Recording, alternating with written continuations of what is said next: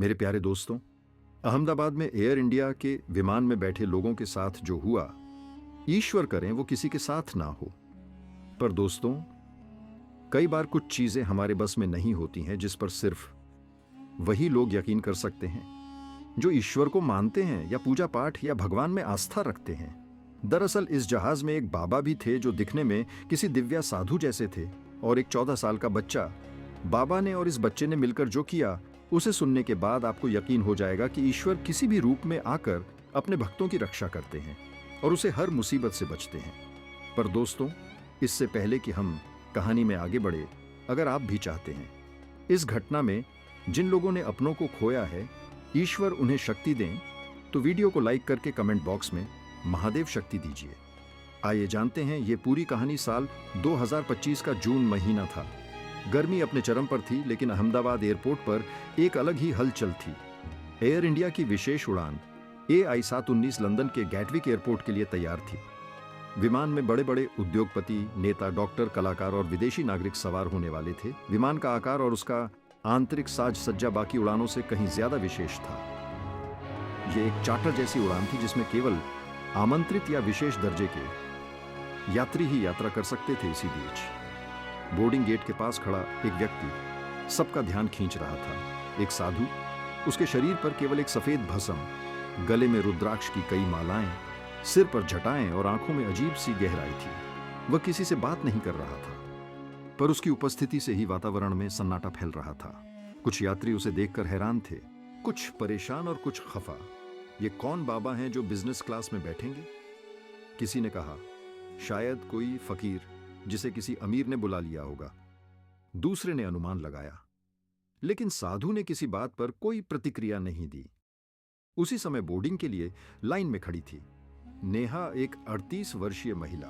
सादा सलवार कुर्ता, माथे पर बिंदी और आंखों में गहराई।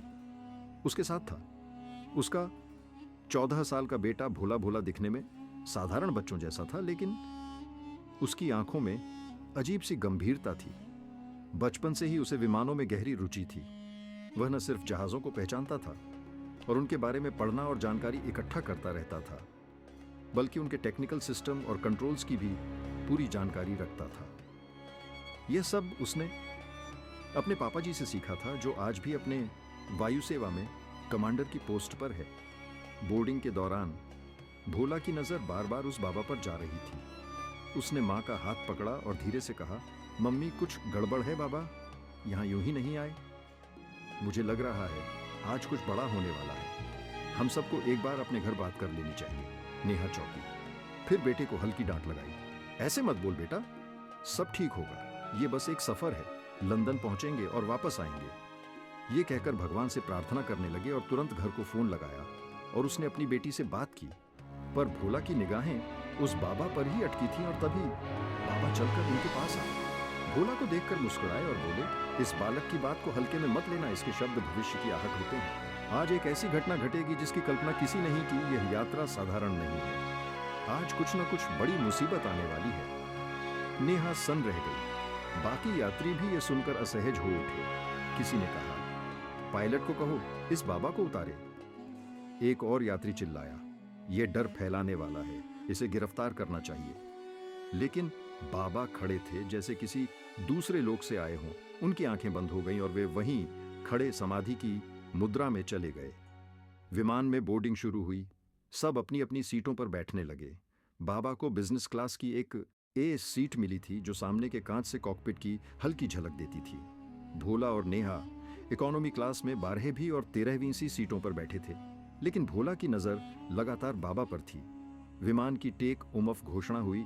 सभी यात्रियों ने अपनी बेल्ट बांधी, मोबाइल लैपटॉप बंद किए और कुछ लोगों ने तो ऊंची आवाज में मंत्र भी पढ़ना शुरू कर दिया। भोला ने मां से फिर कहा, मम्मी मेरी बात मानो, बाबा कोई साधारण नहीं है। मुझे उनसे कुछ जुड़ाव महसूस हो रहा है। नेहा ने इस बार बेटे को गंभीरता से देखा।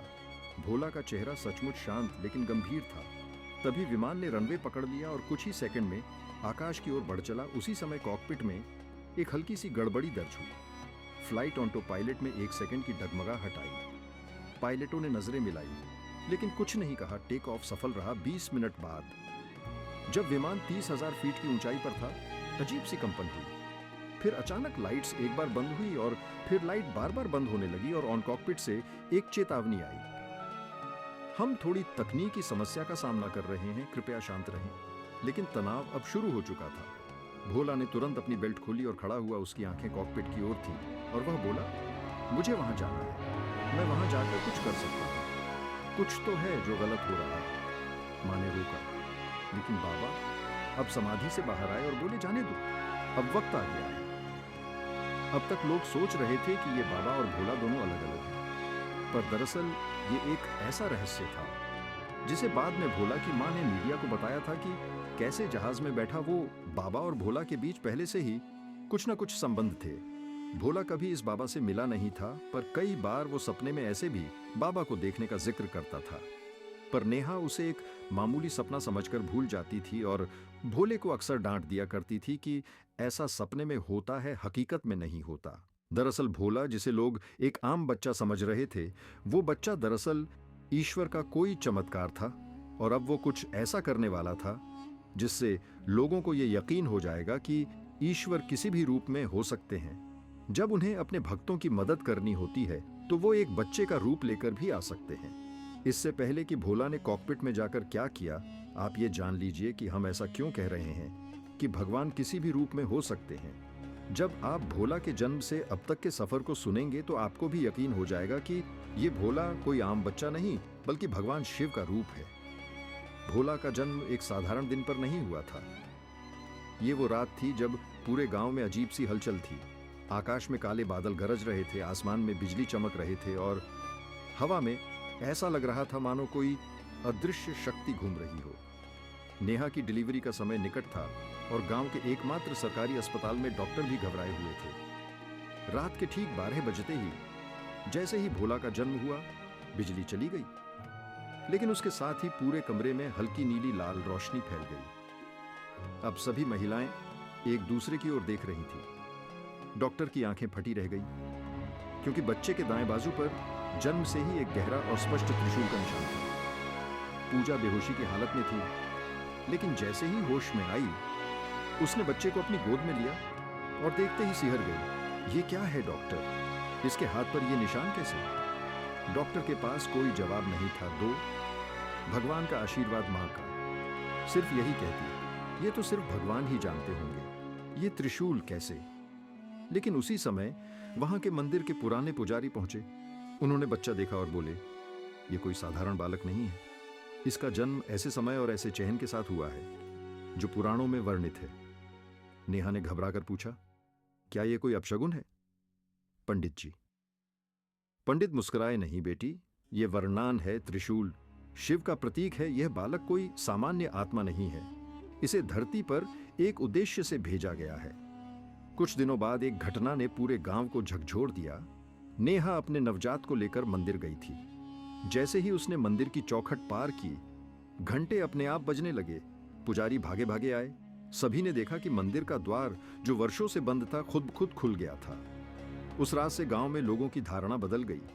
अब भोला को लेकर जिज्ञासा और सम्मान दोनों बढ़ गए थे, लेकिन नेहा जानती थी कि उसे अपने बेटे की रक्षा करनी है। उसने जल्द ही गांव छोड़ने का फैसला किया और अपने पिता, एयरफोर्स से रिटायर्ड पायलट कर्नल विजय कृष्णमूर्ति के घर चली गई। दिल्ली के पास एक शांत छावनी क्षेत्र में कर्नल विजय का घर था। वहां भोला ने बचपन बिताया, लेकिन उसका बचपन भी आम नहीं था, जहां बाकी बच्चे खिलौनों से खेलते। भोला छोटे छोटे प्लेन के मॉडल बनाता, फ्लाइट सिम्युलेटर में घंटों समय बिताता और पायलट्स की कॉमिक्स नहीं, टेक्निकल मैनुअल्स पढ़ता। कर्नल विजय को पहले तो यह अजीब लगा, लेकिन जब उन्होंने देखा कि 5 साल की उम्र में भोला ने बोइंग 787 के पूरे कॉकपिट सिस्टम को एकदम सही ढंग से समझा दिया, तो वे भी चौंक गए। उन्होंने उसे गुपचुप ट्रेनिंग देनी शुरू कर दी। एयरफोर्स के पुराने सिम्युलेटर, डॉक्यूमेंट्स और कंट्रोल सिस्टम के साथ खेलने की अनुमति मिल गई। भोला की एक खासियत और थी, वह रात को अक्सर सपने देखता था, लेकिन ये सपने सामान्य नहीं होते थे। उसमें एक बाबा आते थे, जटाजूधारी, शांत रुद्राक्ष पहने हुए। वो कुछ कहते नहीं थे, बस इशारा करते थे। एक बार भोला ने सपना देखा कि वो बाबा उसके हाथ में त्रिशूल थमा रहे हैं और कह रहे हैं, तेरा समय आ गया है, ऊपर जाने की तैयारी कर। यह सपना बार बार आता और हर बार भोला उठकर अपने हाथ को देखता। जहां जन्म का वही निशान था, उसने मां से पूछा, मम्मी मैं कौन हूं? ये बाबा कौन है जो मुझे बुलाते हैं? नेहा ने कुछ नहीं कहा, बस उसका सिर सहलाती रही। उसे डर था कि कहीं यह ज्ञान भोला को समय से पहले बड़ा न बना दे। जब भोला 10 साल का हुआ, तब एक दिन वह दिल्ली एयरपोर्ट पर अपने पापा के साथ खड़ा था। वही उन्होंने एक दुर्घटना होते होते बचाई। एक छोटा चार्टर प्लेन रनवे पर नियंत्रण खो चुका था। सुरक्षा कर्मचारी हड़बड़ाए हुए थे। तभी भोला ने कंट्रोल टावर की ओर देखा और चिल्लाया, उसका लैंडिंग गियर लॉक नहीं हुआ है, उसे अल्टरनेट रनवे पर डाइवर्ट करो और इमरजेंसी फोम डिप्लॉय करो। कर्मचारी चौंके, तू कौन है, ये सब कैसे जानता है? भोला ने जवाब दिया, मुझे नहीं पता कैसे, लेकिन मुझे सब पता है। बाद में जब प्लेन सुरक्षित उतरा तो कंट्रोल टावर अधिकारी खुद भोला के पास आए और बोले, तुम कोई साधारण बच्चा नहीं हो, तुम्हारे पास वो दृष्टि है जो वर्षों की ट्रेनिंग से आती है। कहने को भोला 14 साल का था, लेकिन उसका दिमाग किसी अनुभवी पायलट जैसा काम करता था। और यही कारण था कि जब अहमदाबाद से लंदन की उड़ान का टिकट बुक किया गया तो भोला ने मां से जिद की, मैं इस फ्लाइट में जरूर जाऊंगा, मुझे नहीं पता क्यों, लेकिन मेरा मन कह रहा है, मेरी जरूरत वहां पड़ेगी।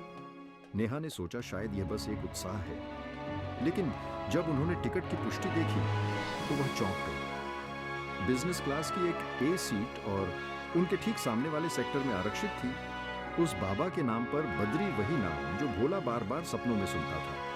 यह इत्तेफाक नहीं था, यह शुरुआत थी उस यात्रा की जो सिर्फ एक उड़ान नहीं थी बल्कि नियति का बुलावा था। और अब जब विमान आकाश में था और तकनीकी चेतावनी शुरू हो चुकी थी, तब वह साधु समाधि से बाहर आया था और कहा था, जाने दो, अब वक्त आ गया है। अब बाबा और भोला के हाथ में 200 लोगों की जिंदगी थी। बाबा को लोग हीन भावना से देख रहे थे, पर उन्हें नहीं पता था कि अगले कुछ पल में ही बाबा कुछ ऐसा करने वाले हैं जिसकी कल्पना उन्होंने सपनों में भी नहीं की होगी। उन्हें यकीन नहीं था कि ऐसा भी होने वाला है। पहले तो इन बाबा के बारे में किसी को कोई जानकारी नहीं थी, पर अब सब कुछ मीडिया में आ चुका था। दरअसल ये बाबा, जिनको लोग बद्री रुद्रा बाबा के नाम से जानते थे, लेकिन उनका असली नाम क्या था ये किसी को पता नहीं था। उनकी उम्र का कोई अंदाज नहीं था। वो 50 के लगते थे, पर उनकी आंखों में 100 सालों की शांति थी। उनकी चाल में गजब का संतुलन और उनकी चुप्पी में जैसे कई युगों के रहस्य छिपे थे, जो ये दर्शाता था कि उनके आप में ही एक रहस्य सा छिपा है। उपलेहा पहला दर्शन किसी को नहीं याद। हाँ, कहानियां बहुत थी। किसी ने कहा वो हिमालय की उस गुफा से उतरे जहां केवल ध्यानस्थ योगी ही जीवित रह सकते हैं। किसी ने कहा कि उन्हें पहली बार कैलाश मानसरोवर के पास देखा गया जब एक भारी बर्फीला तूफान अचानक उनके इर्द गिर्द शांत हो गया था।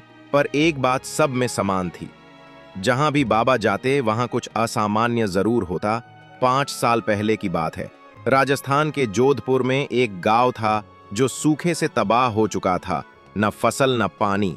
गांव वालों ने सरकारी मदद के लिए चिट्ठियां भेजी, लेकिन कोई सुनवाई नहीं हुई।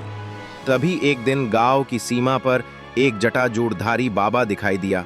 गांव वालों ने सोचा शायद कोई पागल या साधु है जो राह भटक गया है, लेकिन उस रात कुछ ऐसा हुआ जिसने सबका विश्वास हिला दिया। बाबा गांव के कुएं के पास गांव और बस चुपचाप बैठ गए, आंखें बंद, हाथों की मुद्राएं स्थिर। 3 घंटे तक कोई हलचल नहीं हुई। फिर अचानक कुएं से पानी की आवाज आई। लोग दौड़कर गए और देखा, वर्षों से सूखा पड़ा कुएं उफनने लगा था। पानी की धार ऊपर तक आ गई थी। लोग रोने लगे। कुछ बाबा के पैरों पर गिर पड़े। बाबा ने कुछ नहीं कहा। उन्होंने बस इतना कहा, पानी तुम्हारा है, मैंने सिर्फ तुम्हारे भीतर का विश्वास जगाया है। जब तक तुम खुद को कमजोर मानते रहोगे, कोई कुछ नहीं कर सकता। इसके बाद बाबा वहां से चले गए। एक और घटना काशी में हुई थी। बाबा घाट के पास बैठे थे, तब एक आदमी चिल्लाता हुआ आया, मेरा बेटा डूब गया, कोई बचाओ। लोग जमा हो गए, कोई कुछ नहीं कर पाया। लेकिन बाबा ने अपनी आंखें खोली और घाट की ओर देखा। कुछ ही पलों में लहरों के बीच से एक छोटा बच्चा खुद तैरते हुए बाहर आया, बेहोश पर। जीवित लोगों ने बाबा की तरफ देखा, लेकिन उन्होंने जैसे कुछ किया ही नहीं। यहां से शुरू हुआ उनका रहस्यमयी सफर, कभी बर्फ में, कभी जंगलों में, कभी किले में।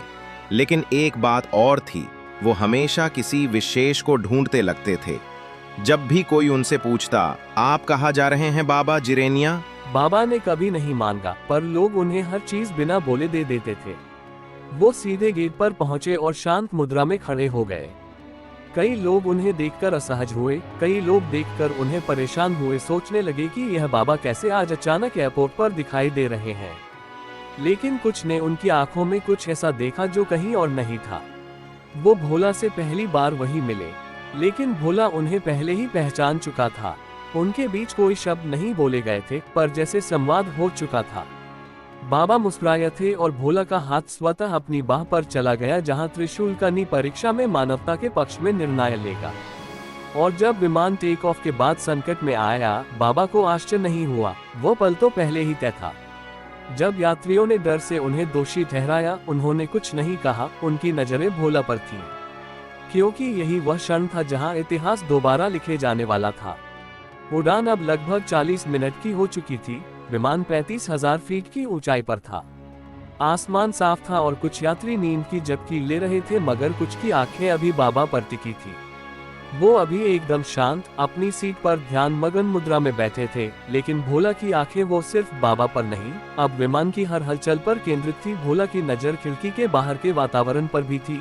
उसे कुछ साधारण नहीं लग रहा था। हवा की दिशा में हल्की अस्थिरता थी और प्लेन का इंजन अचानक से थोड़ी तीव्रता और फिर मंदता से चलने लगा था। तभी विमान के अंदर एक अजीब सी आवाज आई, एक झटका जो हल्का था लेकिन अनदेखा करने लायक नहीं। कुछ लोग उठकर बैठ गए। कप्तान की आवाज इंटरकॉम पर आई, प्रिय यात्रियों, घबराने की कोई बात नहीं है, बस हल्की तकनीकी अस्थिरता है, हम इसे देख रहे हैं। लेकिन यह अस्थिरता अब धीरे धीरे गहराने लगी थी। केबिन की लाइट्स 2 बार झपकी, लाइट फिर बार झपकी। एयर सर्कुलेशन की ध्वनि असामान्य हो गई। कुछ यात्रियों ने क्रू से सवाल पूछने शुरू कर दिए। भोला ने मां नेहा का हाथ कसकर पकड़ा और बोला, मम्मी, जो होने वाला है उसकी शुरुआत हो चुकी है। नेहा घबरा गई और रोते हुए सोचने लगी कि उसका 14 साल का बेटा इतने आत्मविश्वास और गंभीरता से ऐसी बात कर रहा है। भोला सीट बेल्ट खोलकर खड़ा हो गया।